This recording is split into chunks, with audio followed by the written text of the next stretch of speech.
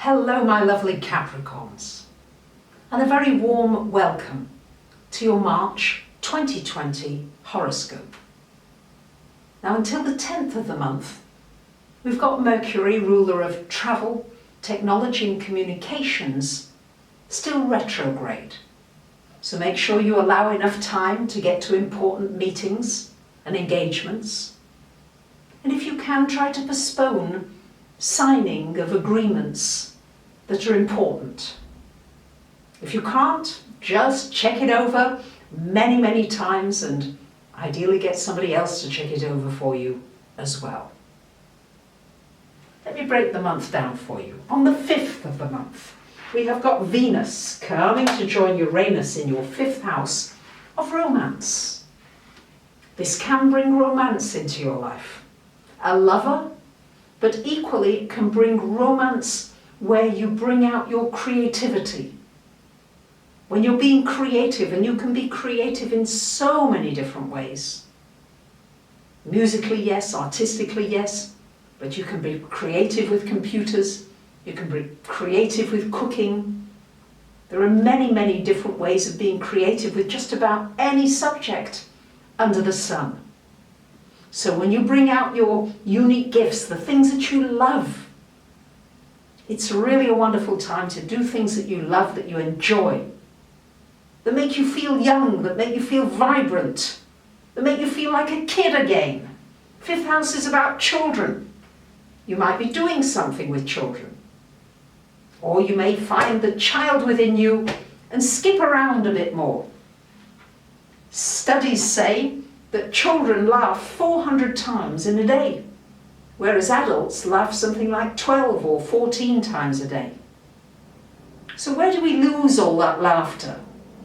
This aspect is encouraging you to find your laughter and to laugh at the silly jokes that kids often come up with. You might even want to make your own up. On the 9th of the month, we've got a full moon happening up here in your 9th house. Full moons shine a light on something. Sometimes they shine a light on something that you've maybe not been wanting to look at. And sometimes they shine a light and give you a new direction to move into. In the 9th house, this is a wonderful time for considering any kind of higher study, higher education, taking maybe some basic skills that you've got and taking them to a higher level, going deeper.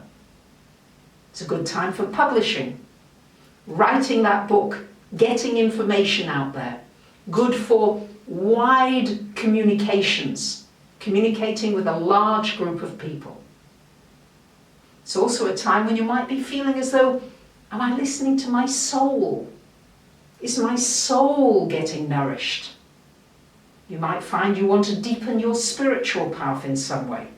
Of course, there are many ways of doing that, through religion, through prayer, yoga, tai chi, meditation, many different ways. And you might be exploring that during this month. On the 17th of the month, we've got Mercury coming to join the Sun and Neptune here in the 3rd house. Now this is a good time for communication. It is a good time for writing. It's a wonderful time for networking, for connecting with people, for making the effort to connect with new groups of people.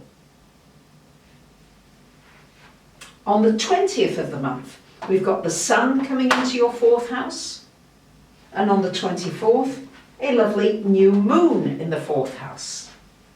New beginnings, new possibilities. You might find a new home.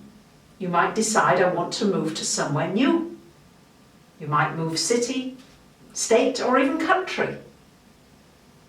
But you're going to feel maybe a little restless. So you need to make some changes in your environment.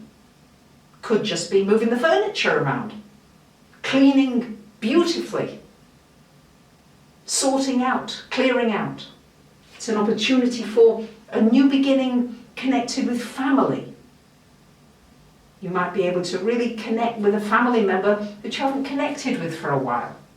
Or revisit something that was difficult and suddenly it's easier. There's a breath of fresh air, there's a new perspective on that relationship. On the 22nd of the month, we've got Saturn coming into your second house, where it will stay until the beginning of July. And on the 31st of the month, Mars joining Saturn. So Saturn in the second is a wonderful time for getting your finances in order, for really focusing on what's most important. You might be wanting to plan for the future, your security, your stability. It's a really good time for putting goals down on paper and with Mars energy, taking some action. Saturn doesn't necessarily want you to put a lot of goals down, but Mars certainly wants you to take action on something that is important to you.